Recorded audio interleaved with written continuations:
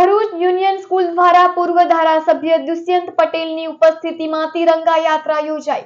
ભરૂચની બીઈએસ union school દ્વારા 80મા સ્વાતંત્ર્ય પર્વ નિમિત્તે આજે તિરંગા યાત્રાનું આયોજન કરાયું હતું। તિરંગા યાત્રાને પ્રસ્થાન પૂર્વ ધારાસભ્ય દુષ્યંત પટેલ, ટ્રસ્ટી ભરત દેસાઈ, રોનક શ્રોફ, આચાર્ય સહિતે કરાવ્યું હતું। શાળાના બાળકોએ હાથમાં તિરંગા અને દેશભક્તિના વિવિધ સ્લોગન સાથે જૂના ભરૂચમાં રેલી કાઢી હતી।